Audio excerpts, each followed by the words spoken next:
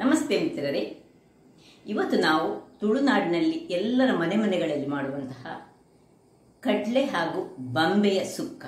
ಅಂದರೆ ಬಂಬೆ ಹೇಳಿದರೆ ಈ ಬಾಳೆಯ ದಿಂಡು, ಬಹಳ ಆರೋಗ್ಯಕರವಾದ ಅಂಶವನ್ನು ಹೊಂದಿರುವಂತಹ ಈ ಬಾಳೆ ದಿಂಡು ಈ ಕಿಡ್ನಿ ಸ್ಟೋನ್ ಇರೋರಿಗಂತೂ ಅದರ ಜ್ಯೂಸನ್ನು ಕುಡಿದ್ರೆ ಸ್ಟೋನೇ ಕರಗಿ ಹೋಗ್ತದೆ. ಅಂತಹ ಒಂದು ಪವರ್ಫುಲ್ ಬಾಳೆಯ ದಿಂಡು, ಅದನ್ನು ಉಪಯೋಗಿಸಿ ನಾನಿವತ್ತು ನಾವು ಉಡುಪಿ ಹಾಗೂ ಮಂಗಳೂರು ಕಡೆಯವರು ಮಾಡುವಂತಹ ಒಂದು ಬಹಳ ಸೊಗಸಾದ, ರುಚಿಕರವಾದ, ಆರೋಗ್ಯದಾಯಕವಾದ ಕಡ್ಲೆ ಹಾಗೂ ಬಾಳೆಯ ದಿಂಡಿನ ಸುಕ್ಕವನ್ನು ಮಾಡ್ತಿದ್ದೇನೆ. ಬನ್ನಿ ಹಾಗಾದರೆ ಹೇಗೆ ಮಾಡುವುದು, ಅದಕ್ಕೆ ಏನೆಲ್ಲ ಸಾಮಗ್ರಿಗಳು ಬೇಕು ಎಂದು ನೋಡೋಣಲ್ಲವೇ ಮಿತ್ರರೇ.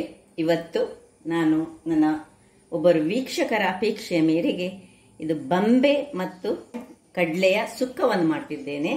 ಅವರು ರಿಕ್ವೆಸ್ಟ್ ಮಾಡಿದ್ರು, ಹಾಗಾಗಿ ನೋಡಿ ಇವತ್ತು ಒಂದೆರಡು ನಿನ್ನೆಯ ಮೊನ್ನೆಯ ಅವರ ರಿಕ್ವೆಸ್ಟ್ ಇತ್ತು, ಅದಕ್ಕೋಸ್ಕರ ಇವತ್ತು ಇದನ್ನು ಮಾಡ್ತಿದ್ದೇನೆ. ನಾನು ನೋಡಿ ಇಲ್ಲಿ 200 ಗ್ರಾಮ್ಸ್ನಷ್ಟು ಕಡಲೆಯನ್ನು ಒಂದು 8 ಗಂಟೆಗಳಷ್ಟು ಕಾಲ ನೆನೆಸಿಟ್ಟುಕೊಂಡಿದ್ದೇನೆ.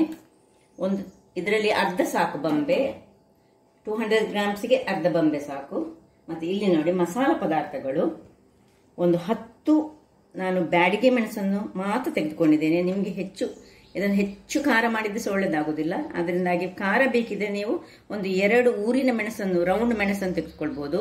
ಒಂದು ನೀರುಳ್ಳಿ ಬೇಕು, ಮತ್ತೆ ಒಂದು 8 ಪಾಡ್ಗಳಷ್ಟು ಗಾರ್ಲಿಕ್ ಬೆಳ್ಳುಳ್ಳಿ ಬೇಕು, 1 ಸ್ಪೂನು ಜೀರಿಗೆ, 2 ಸ್ಪೂನು ಇದು ಕೊತ್ತಂಬರಿ ಬೀಜ, ಮತ್ತೆ 150 ಗ್ರಾಮ್ಸ್ನಷ್ಟು ತೆಂಗಿನ ತುರಿ, ಫ್ರೆಶ್ ತೆಂಗಿನ ತುರಿ ಆದ್ರೆ ಸಹ ಆಗ್ತದೆ, ಸ್ವಲ್ಪ ನೀರು ಡ್ರೈ ಆದ್ರೆ ಸಹ ಆಗ್ತದೆ. ಯಾಕೆ ಹೇಳಿದ್ರೆ ಇದು ಸುಕ್ಕ ನಾವು ಮಾಡ್ತಿದ್ದೇವೆ. ಸ್ವಲ್ಪ ಕರಿಬೇವಿನ ಸೊಪ್ಪು, ಮತ್ತೆ ಹಲ್ದಿ ಪೌಡರ್, ಸ್ವಲ್ಪ ಎಣ್ಣೆ.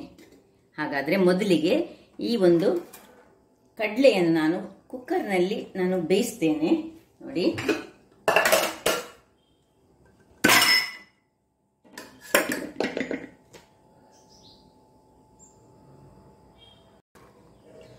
ಇಲ್ಲಿ ನೋಡಿ ಕುಕ್ಕರಿಗೆ ಹಾಕೊಳ್ತಿದ್ದೇನೆ. ಈಗ ನಾನು ಈ ಖಾಲಿ ಸುರಿಗೆ ನಾವು ಈ ಕಡಲೆಯನ್ನು ಬೇಯಿಸಿಕೊಳ್ಳೋಣ.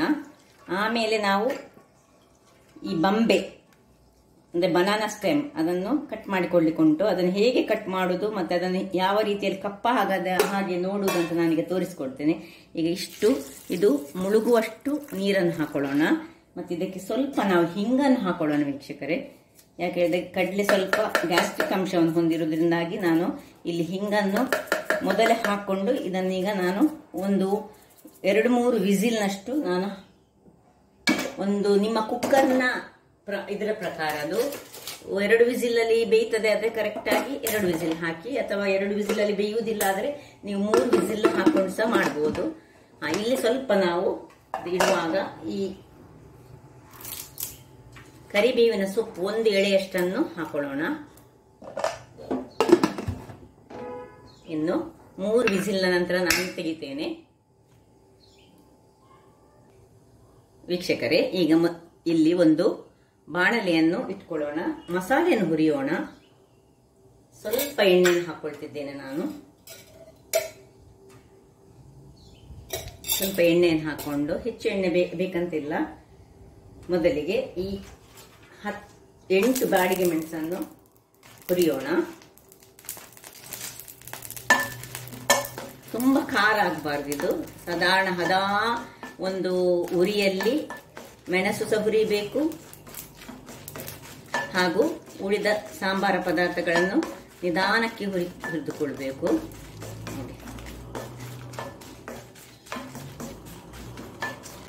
ಎಷ್ಟು ಹುರಿಯುವಾಗ ಇಲ್ಲೀಗ ಈ 2 ಚಮಚದಷ್ಟು ಕೊತ್ತಂಬರಿ ಬೀಜ ಹಾಕೊಳ್ತಿದ್ದೇನೆ ನಾನು. 1 ಚಮಚದಷ್ಟು ಜೀರವನ್ನು ಹಾಕೊಳ್ತಿದ್ದೇನೆ. ಇದಕ್ಕೆ ತುಂಬ ಬೇರೆ ಬೇರೆ ಏನು ಬೇಡ, ಖಾಲಿ ಇಷ್ಟೇ ಒಂದು ಮಸಾಲೆ ಪದಾರ್ಥಗಳು, ಎಲ್ಲ ಮಸಾಲೆ ಪದಾರ್ಥಗಳನ್ನು ಹಾಕೊಳ್ಳಿಕ್ಕೆ ಇಲ್ಲ ಇದಕ್ಕೆ. ಈಗ ಇದಕ್ಕೆ ನಾನು ಬೆಳ್ಳುಳ್ಳಿಯನ್ನು ಸಹ ಹಾಕೊಂಡು ಸ್ವಲ್ಪ ಫ್ರೈ ಮಾಡ್ತೇನೆ. 1-2-3 ಬೆಳ್ಳುಳ್ಳಿ, ಒಳ್ಳೆ ಲೈಟಾಗಿ ನೋಡಿ. ಈ ಜೀರಿಗೆ ಒಡೆಯುವಾಗ ಇದನ್ನು ಆಫ್ ಮಾಡಿಕೊಂಡು ಇದನ್ನು ಹಾಗೆ ತಣ್ಣಗಾಗಲಿಕ್ಕೆ ಬಿಡೋಣ.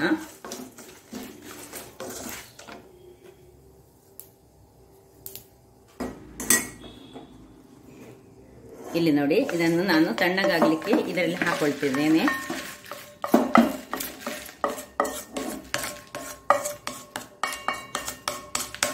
ಈಗ ಇದೇ ಒಂದು ಪಾತ್ರೆಯಲ್ಲಿ ನಾವು ಅದು ಬಿಸಿ ಇರುವಾಗಲೇ ಅದಕ್ಕೆ 1 ಸ್ಪೂನಿನಷ್ಟು ಎಣ್ಣೆಯನ್ನು ಹಾಕೊಳ್ತಿದ್ದೇನೆ ನಾನು. ನೋಡಿ, ಹಾಕೊಂಡು ಈ ಒಂದು ತೆಂಗಿನಕಾಯಿಯನ್ನು ಸ್ವಲ್ಪ ನಾನು ಇದರಲ್ಲಿ ಫ್ರೈ ಮಾಡ್ಕೊಳ್ತೇನೆ. ಫ್ರೈ ಮಾಡುವಾಗ ನಾನು ಸ್ವಲ್ಪ ಹಳದಿ ಪುಡಿಯನ್ನು ಇದಕ್ಕೆ ಹಾಕೊಳ್ತೇನೆ. ಜಸ್ಟ್ ಒಂದಂದ್ರೆ ತುಂಬಾ ಹಸಿ, ನಿಮ್ಮ ಹತ್ರ ಸ್ವಲ್ಪ ನೀರಾರಿದ ತೆಂಗಿನಕಾಯಿ ಇದ್ರೆ ಹೀಗೆ ಮಾಡ್ಬೇಕಂತ ಇಲ್ಲ. ಇದು ಫ್ರೆಶ್ ತೆಂಗಿನಕಾಯಿ ಆದ್ರೆ ಸ್ವಲ್ಪ ಇದನ್ನು ಹೀಗೆ ಬಾಡಿಸಿಕೊಂಡು ಸಾಕು, 1 ನಿಮಿಷ. ಈಗ ಇದಕ್ಕೆ ಸ್ವಲ್ಪ ಹಳದಿ ಪುಡಿಯನ್ನು ಹಾಕೊಳ್ತಿದ್ದೇನೆ. ಹಾಕೊಂಡು ಇದನ್ನು ಹೀಗೆ ತಿರುಗಿಸ್ಕೊಳ್ಳೋಣ. ಇಲ್ಲಿ ನೋಡಿ, ಇದು ಬೇಯ್ತಾ ಉಂಟು, ಕಡಲೆ ಬೇಯಿಲ್ಲಲ್ಲಿ. ಇದು ಸಹ ಅಲ್ಲಿ ತಣ್ಣಗಾಗುವಾಗ ನಾವೀಗ ಈ ಬಾಳೆಯ ದಿಂಡನ್ನು ಅಂದ್ರೆ ಬಂಬೆಯನ್ನು, ಬನಾನಾ ಸ್ಟೆಮ್ ಅನ್ನು ಈಗ ಕಟ್ ಮಾಡ್ಕೊಳ್ಳೋಣ. ಇದು ಹೀಗೆ ಇರಲಿ. ಇಲ್ಲಿ ನೋಡಿ, ಬಾಳೆಯ ದಿಂಡನ್ನು ನಾನು ಇದೊಂದು ನೀರು ತೆಗೆದುಕೊಂಡಿದ್ದೇನೆ. ಈ ಅರ್ಧ ಬಾಳೆ ದಿಂಡನ್ನು ನಾನು ನೋಡಿ ಇದರದ ಹೊರಗಿದ್ದು ಎಲ್ಲ ಇದನ್ನು ತೆಗೆದುಕೊಂಡು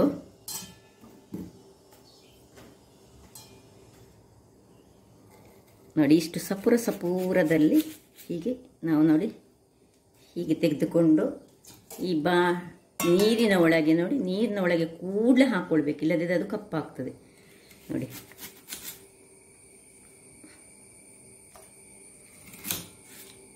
ಎಷ್ಟು ನಿಮಗೆ ಸಪೂರ ಮಾಡ್ಲಿಕ್ಕೆ ಆಗ್ತದೆ. ಇದನ್ನು ನೋಡಿ ಹೀಗೆ ತೆಗೆದುಕೊಳ್ಬೇಕು, ಈ ನಾರುಗಳನ್ನು. ಆದಷ್ಟು ಎಳೆಯ ಬಂಬೆ ಆದರೆ ಬಹಳ ಚೆನ್ನಾಗಿ ಬರ್ತದೆ. ನೋಡಿ, ಹೀಗೆ ಎಲ್ಲವನ್ನು ನಾನು ಹಾಕ್ಕೊಂಡು ಮತ್ತೆ ಇದನ್ನು ಪುನಃ ಹೀಗೆ ಕಟ್ ಮಾಡಿಕೊಂಡು ನೋಡಿ ಎಲ್ಲವನ್ನು ಹೀಗೆ ಮಾಡ್ತೇನೆ. ನೋಡಿ, ಹೀಗೆ ನಾರು ಒಂದು ಚೂರು ನಾರು ಬರಬಾರ್ದು ನಮಗೆ, ನಾರನ್ನು ಕೈಯಲ್ಲೇ ತೆಗಿಬೇಕು. ಮತ್ತೆ ಹೀಗೆ ಸಣ್ಣದಾಗಿ ಹೆಚ್ಚಿಟ್ಟುಕೊಂಡು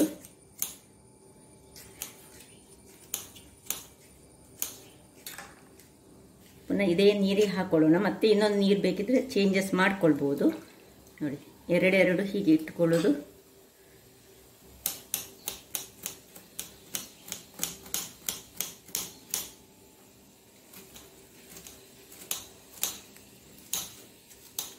ಹೀಗೆ ಮಾಡಿಕೊಂಡು ಎಲ್ಲವನ್ನು ನಾನು ಮಾಡಿ ನಿಮಗೆ ತೋರಿಸ್ತೇನೆ ಹೇಗೆ ಮಾಡೋದು ಹೇಳಿ.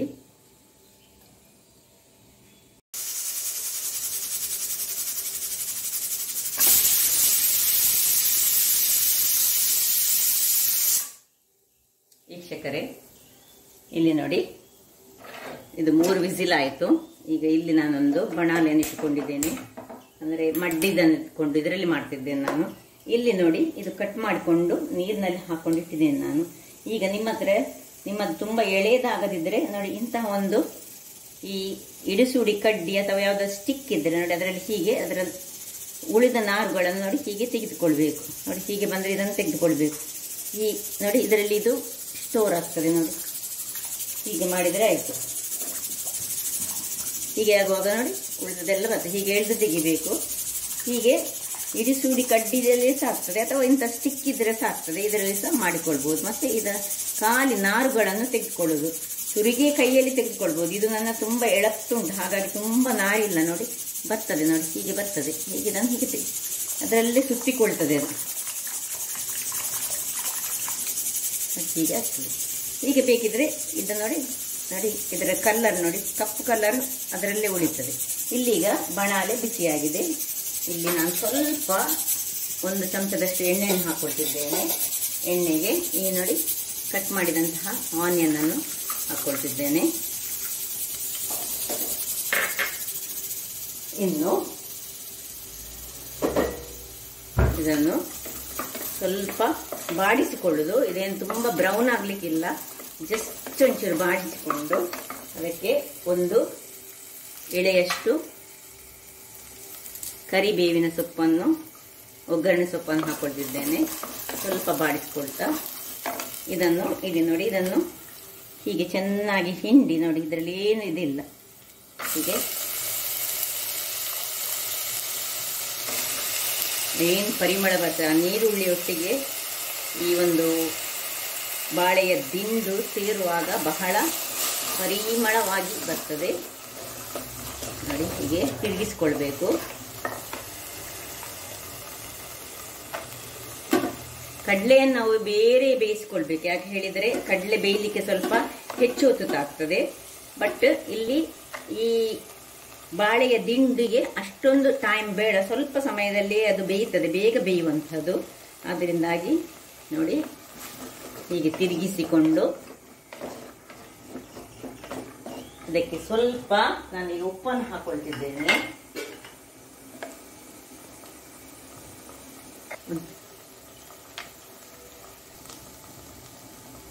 ನೋಡಿ ಇಷ್ಟು ಉಪ್ಪನ್ನು ಹಾಕೊಂಡು ಇನ್ನು ಸ್ವಲ್ಪ ತಿರುಗಿಸಿಕೊಂಡು ಸ್ವಲ್ಪ ನೀರನ್ನು ಹಾಕೊಂಡು ನೋಡಿ ಸ್ವಲ್ಪ ಬೇಯುವಷ್ಟು ನೀರನ್ನು ಹಾಕೊಂಡು ಈಗ ಇದನ್ನು ಇಲ್ಲಿ ಒಂದು ಮುಚ್ಚಳವನ್ನು ಮುಚ್ಚಿ ಒಂದು 5 ನಿಮಿಷಗಳ ಕಾಲ ಬೇಯಲು ಬಿಡೋಣ. ಇಲ್ಲಿ ನೋಡಿ ವೀಕ್ಷಕರೇ, ನಾನು ಇದು ನೋಡಿ ಬೇಯಲಿಕ್ಕೆ ಬಿಟ್ಟಿದೆ ನೋಡಿ, ಹೇಗೆ ಬಿಳಿ ಬಿಳಿಯೇ ಉಂಟು. ಯಾಕೆ ಹೇಳಿದರೆ ಈ ನೀರಿನಲ್ಲಿಯೇ ಅದು ಕೂಡಲೇ ನಾವು ಕಟ್ ಮಾಡಿ ಹಾಕಿದರೆ ಅದರ ಚೊಗರು ಉಂಟಲ್ಲ, ನೀರಿನಲ್ಲಿ ನೋಡಿ ಕಲ್ಲರ್ ನೋಡಿ ಅದರ ಚೊಗರು ಬಿಟ್ಟುಕೊಂಡದ್ದು. ಇಲ್ಲಿ ಅದು ಅಷ್ಟು ಇರುವುದಿಲ್ಲ, ಇದು ಬಿಳಿ ಬಿಳಿಯಾಗಿರ್ತದೆ. ಇದು ಹಾಗೆ ಬೇಯಲಿ. ಇದನ್ನು ಸೈಡ್ ಇಟ್ಟುಕೊಂಡು ನಾವು ಒಂದು ಮಿಕ್ಸಿ ಜಾರ್ನಲ್ಲಿ ನೋಡಿ ಈ ಮೆಣಸು ಮತ್ತೆ ಈ ಬೆಳ್ಳುಳ್ಳಿಯಲ್ಲಿ ನಾವು ಫ್ರೈ ಮಾಡಿದ ಬೆಳ್ಳುಳ್ಳಿ ಒಂದನ್ನು ನಾನು ತೆಗೆದಿಟ್ಟುಕೊಳ್ತೇನೆ. ಅದನ್ನು ಮತ್ತೆ ನಾವು ತೆಂಗಿನಕಾಯಿ ಒಟ್ಟಿಗೆ ಬೇಕು. ನಾವು ಒಂದು ಸಣ್ಣ 2 ಕಡಲೆ ಗಾತ್ರದ ಹುಳಿ ಬೇಕು ನಮಗೆ ಇಲ್ಲಿ. ಮತ್ತೆ ಈ ಎಲ್ಲವನ್ನು ಫ್ರೈ ಮಾಡಿದ ಎಲ್ಲ ವಸ್ತುಗಳನ್ನು ನಾವು ಇದರಲ್ಲಿ ಹಾಕಿ ಒಂದು ಮಾತ್ರ ಬೆಳ್ಳುಳ್ಳಿ ಎಳೆಯನ್ನು ನಾನು ತೆಗೆದಿಟ್ಟುಕೊಂಡಿದ್ದೇನೆ ವೀಕ್ಷಕರೇ. ಅದೀಗ ನಮಗೆ ತೆಂಗಿನ ತುರಿಯನ್ನು ನಾವು ಫ್ರೈ ಮಾಡುವಾಗ ಬೇಕಾಗ್ತದೆ. ಇದನ್ನು ಚೆಂದ ಮಾಡಿ ನಾನು ಸ್ವಲ್ಪ ನೀರು ಹಾಕಿ ಗ್ರೈಂಡ್ ಮಾಡಿ ನಿಮಗೆ ಒಳ್ಳೆ ಫೈನ್ ಪೇಸ್ಟ್ ಆಗಿ ಮಾಡಿ ತರ್ತೇನೆ. ಇಲ್ಲಿ ನೋಡಿ ವೀಕ್ಷಕರೇ, ನೋಡಿ ಹೀಗೆ ಚೆನ್ನಾದ ಫೈನಾದ ಒಂದು ಪೇಸ್ಟ್ ಆಗಬೇಕು. ಈಗ ಇದನ್ನು ನಾವು ಒಂದು ಪಾತ್ರೆಗೆ ಶಿಫ್ಟ್ ಮಾಡಿಕೊಂಡು ಈಗ ಇದೇ ಮಿಕ್ಸಿಯಲ್ಲಿ ನಾವು ಹುರಿದಿಟ್ಟಂತಹ ಸ್ವಲ್ಪ ಫ್ರೈ ಮಾಡಿಕೊಂಡಿದ್ದೇವಲ್ಲ ತೆಂಗಿನ ತುರಿ, ಅದನ್ನು ಅದಕ್ಕೆ ಹಾಕೊಳ್ಳೋಣ. ನೋಡಿ ಇದೆಲ್ಲ ಇದರಲ್ಲಿ ಬರಬೇಕು. ಈಗ ಇದರಲ್ಲಿ ಸಹ ಸ್ವಲ್ಪ ಇದರ ತೊಂದರೆ ಇಲ್ಲ, ಉಳಿದದೆಲ್ಲ ಇದರಲ್ಲಿ ಒಂದು ಪಾತ್ರೆಗೆ ಹಾಕ್ಕೊಂಡು ಇದೇ ಮಿಕ್ಸಿಯಲ್ಲಿ ನಾವು ನೋಡಿ ಈ ತೆಂಗಿನ ತುರಿಯನ್ನು ಏನು ಮಾಡ್ಕೊಂಡಿದ್ದೀವಿ, ಇದನ್ನು ಜಸ್ಟ್ ನಾವೀಗ ಒಂದು ತಿರುಗಿಸಿಕೊಳ್ಳೋದು, ಒಂದು ಪಲ್ಸ್ ಮೋಡಲ್ಲಿ ಸ್ವಲ್ಪ ತಿರುಗಿಸಿಕೊಂಡು ಇದಕ್ಕೆ ಈಗ ಕೆಲವು ವಸ್ತುಗಳನ್ನು ಹಾಕ್ಕೊಳ್ಳಿಕೊಂಡು ತೋರಿಸ್ತೇನೆ ನಾನು ಏನೆಲ್ಲ ಹಾಕ್ಕೊಳ್ಬೇಕಂತ. ಒಂದು ನಾನು ತೆಗೆದಿಟ್ಟಂತಹ ಬೆಳ್ಳುಳ್ಳಿ, ಆಗ ಫ್ರೈ ಮಾಡಿ ತೆಗೆದಿಟ್ಟಂತಹ ಬೆಳ್ಳುಳ್ಳಿ ನೋಡಿ, ಒಂದು ಬೆಳ್ಳುಳ್ಳಿ, ಮತ್ತೆ ಇದು ಹಸಿ ಜೀರಿಗೆ, ಮತ್ತೆ ಇದು ಹಸಿ 1/4 ಸ್ಪೂನಿನಷ್ಟು ಬಡೆ ಸೊಪ್ಪು. ಇಷ್ಟನ್ನು ನಾವು ಈಗ ಒಂದು ಪಲ್ಸ್ ಮೋಡಲ್ಲಿ ಒಂದೇ 2 ಸತಿ ತಿರುಗಿಸಿಕೊಂಡು ತರ್ತೇನೆ ನಾನು. ನೋಡಿ ವೀಕ್ಷಕರೇ, ನೋಡಿ ಈ ಟೈಪಲ್ಲಿ ಇದು ಹೀಗಾಗಿ ಬರಬೇಕು, ಕಾಣ್ತದಲ್ಲ. ಇದನ್ನೀಗ ಪಕ್ಕಕ್ಕೆ ಇಟ್ಟುಕೊಳ್ಳೋಣ. ಇಲ್ಲಿ ನೋಡಿ ಒಳ್ಳೆ ಇದರದ್ದು ಆಗಿದೆ ನೋಡಿ. ಇನ್ನು ಎಲ್ಲ ನೋಡಿ ಸ್ವಲ್ಪ ಸಹ ಇದಕ್ಕೆ ನಾವು ಉಪ್ಪು ಸಹ ಹಾಕೊಂಡಿದ್ದೇವೆ. ನೀರೆಲ್ಲ ಖಾಲಿಯಾಗಿದೆ. ಈಗ ಸಣ್ಣ ಉರಿ ಮಾಡಿಟ್ಕೊಂಡು ನೋಡಿ, ಇಲ್ಲಿ ಕಡಲೆ ಬೆಂದದ್ದುಂಟು ನೋಡಿ, ಇದರಲ್ಲಿ ನೀರುಂಟು. ಈಗ ಇದನ್ನು ಇದಕ್ಕೆ ಶಿಫ್ಟ್ ಮಾಡ್ತೀವಿ.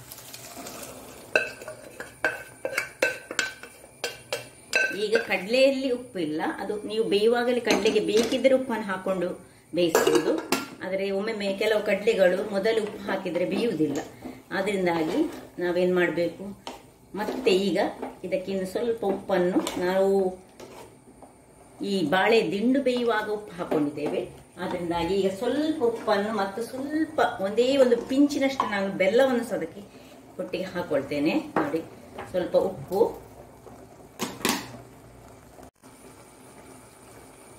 ನೋಡಿ ಇಷ್ಟು ಬೆಲ್ಲ ಹಾಕೊಂಡು ಈಗ ಇದನ್ನು ಚೆನ್ನಾಗಿ ತಿರುಗಿಸ್ತಾ ಇದ್ದೇನೆ. ಇನ್ನೀಗ ನಾವು ಏನ್ ಮಾಡ್ಬೇಕು ಹೇಳಿದ್ರೆ, ಈ ಮಸಾಲೆ ನಾವು ನಿಮಗೆ ಎಷ್ಟು ನೋಡಿ, ನೀವು ಇದು ನಾನೀಗ 1/4 ಕಿಲೋಕ್ಕೆ ಮಾಡಿದ್ದಂತಹ ಮಸಾಲೆ. ನಿಮಗೆ ಖಾರ ಹೆಚ್ಚು ಬೇಕಿದ್ರೆ ಎಲ್ಲ ಮಸಾಲೆಯನ್ನು ಹಾಕೊಳ್ಳಿ, ನಾನು ಹೇಳಿದಷ್ಟು ಮಸಾಲೆಯನ್ನು. ಸ್ವಲ್ಪ ಖಾರ ಕಡಿಮೆ ಬೇಕಿದ್ರೆ ಸ್ವಲ್ಪ ಮಸಾಲೆಯನ್ನು ಇಟ್ಟುಕೊಂಡು ಇನ್ನೊಂದು ಸರ್ತಿ ಸಾರ ಅಥವಾ ತೊಂಡೆ ಉಪ್ಪುಕರಿ, ಯಾವುದೇ ಒಂದು ಉಪ್ಪುಕರಿ ಮಾಡುವಾಗ ಸುಕ್ಕ ಮಾಡಲಿಕ್ಕೆ ಅದನ್ನು ಯೂಸ್ ಮಾಡ್ಕೊಳ್ಬಹುದು. ಅಲಸಂಡೆಯ ಸುಕ್ಕ ಮಾಡಲಿಕ್ಕೂ ಉಪಯೋಗಿಸ್ಬೇಕು. ಅದಕ್ಕೆಲ್ಲ ತುಂಬಾ ಬೇಕಂತ ಇಲ್ಲ ಮಸಾಲೆ. ನೋಡಿ, ಹೀಗೆ ಇದನ್ನೀಗ ಒಂದು 5 ನಿಮಿಷಗಳ ಕಾಲ ಎಲ್ಲ ಅದು ಅದಕ್ಕೆ ಹೊಂದಿಕೊಳ್ಳುವ ಹಾಗೆ ಮುಚ್ಚಿಟ್ಟುಕೊಂಡು ಬೇಯಿಸೋಣ ವೀಕ್ಷಕರೇ. 5 ನಿಮಿಷಗಳ ಬಳಿಕ ವೀಕ್ಷಕರೇ ನೋಡಿ, ಒಳ್ಳೆ ಇದು ಕುದೀತಾ ಉಂಟು.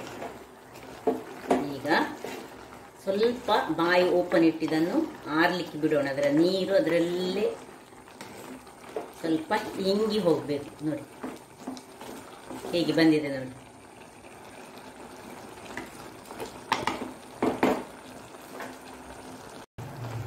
ನೋಡಿ ವೀಕ್ಷಕರೇ, ಸಾಧಾರಣ ನೀರು ಆರಿತ್ತು ನೋಡಿ.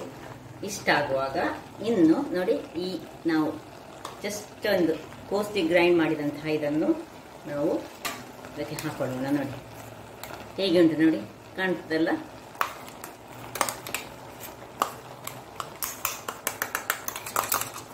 ಇದರಲ್ಲಿ 150 ಗ್ರಾಮ್ಸ್ನಷ್ಟು ನಾನು ತೆಂಗಿನ ತುರಿಯನ್ನು ತೆಗೆದುಕೊಂಡದ್ದು, ಮತ್ತೆ ಜೀರಿಗೆ, ಬಡೆಸೊಪ್ಪು, ಒಂದು ಬೆಳ್ಳುಳ್ಳಿ ಹಾಗೂ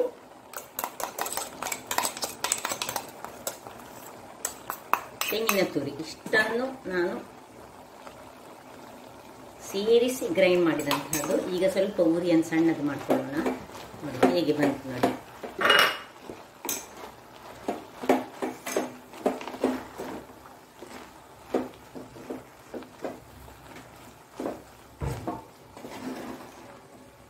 ನೋಡಿ ಸುಕ್ಕ. ನೀವು ಬೇಕಿದ್ರೆ ಇದನ್ನು ಇನ್ನೂ ಸಹ ನೀರಿನಲ್ಲಿ ಸಹ ಮಾಡಿಟ್ಕೊಳ್ಬಹುದು, ಸುಡಿಗೆ ನೀರು ಆರಿಸಿಕೊಳ್ಳದೆ, ಅಥವಾ ಹೀಗೆ ಈ ಟೈಪಲ್ಲಿ ಸಹ ಮಾಡ್ಬೋದು. ಈಗ ಇದನ್ನು ಸಣ್ಣ ಉರಿ ಇಟ್ಟು 1 ನಿಮಿಷಗಳ ಕಾಲ ಇದನ್ನು ಹೀಗೆ ಮುಚ್ಚಿಟ್ಕೊಳ್ಳೋಣ. ಇಲ್ಲಿ ನಾವು ಗ್ಯಾಸನ್ನು ಉರಿಸಿಕೊಂಡು ಇದಕ್ಕೆ ಒಂದು ಒಗ್ಗರಣೆಗೆ ರೆಡಿ ಮಾಡಿಕೊಳ್ಳೋಣ.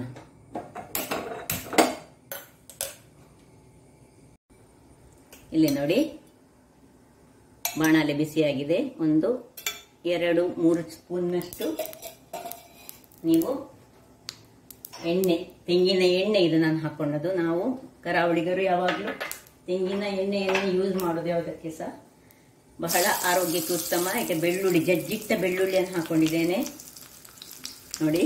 ಒಂದು ಮೆಣಸನ್ನು ಹಾಕೊಳ್ತಿದ್ದೇನೆ, ಸ್ವಲ್ಪ ಕರಿಬೇವಿನ ಸೊಪ್ಪು, ಅದರೊಟ್ಟಿಗೆ ಈ ಒಂದು ಸಾಸಿವೆ ಕೊನೆಗೆ ಹಾಕೊಳ್ತಿದ್ದೇನೆ. ಇದು ಪಟ್ಟ ಹೇಳ್ತದೆ ಅದು.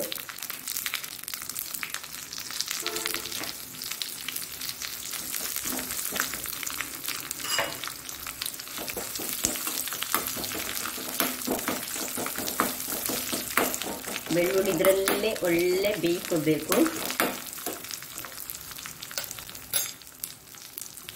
ಅದರೊಟ್ಟಿಗೆ ಸ್ವಲ್ಪ ಕೊನೆಗೆ ಇದು ಸಾಸಿವೆ ಹೊಡಿಲಿಕ್ಕೆ ಆಗುವಾಗ ಹಿಂಗನ್ನು ಹಾಕೊಳ್ತಿದ್ದೇನೆ ನಾನು. ನೋಡಿ ಸಾಸಿವೆ ಹೊಡಿತಾ ಬಂತು, ಹಿಂಗೆ ಹಾಕೊಳ್ಳೋದು ಆಫ್ ಮಾಡ್ಕೊಳ್ತಿದ್ದೇನೆ. ಇಲ್ಲಿ ನೋಡಿ ಈಚೆ ನೋಡಿ, ಇದು ನೋಡಿ ಸುಕ್ಕ ಚೆನ್ನಾಗಿ ರೆಡಿಯಾಗಿದೆ ನೋಡಿ, ಹೇಗೆ ಬಂದಿದೆ ನೋಡಿ. ಈಗ ಇದನ್ನೀಗ ಇದಕ್ಕೆ ಶಿಫ್ಟ್ ಮಾಡ್ಕೊಳ್ತಿದ್ದೇನೆ.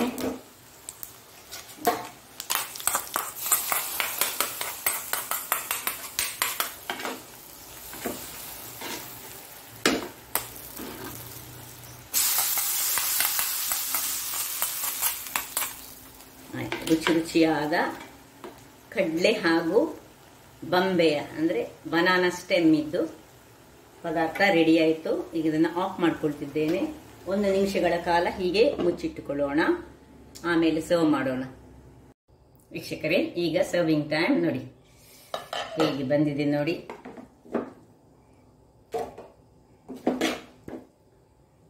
ಇದರಲ್ಲಿ ಬಾಳೆಯ ದಿಂಡು ಉಂಟು ಹೇಳಿ ಗೊತ್ತಾಗುದಿಲ್ಲ, ಅದರ ರುಚಿಯಲ್ಲಿ ಮಾತ್ರ ನಮಗೆ ಗೊತ್ತಾಗುದು. ಹಾಗೆ ಅದು ಅಷ್ಟು ಚೆನ್ನಾಗಿ ಬೆಂದಿದೆ ಸಹ.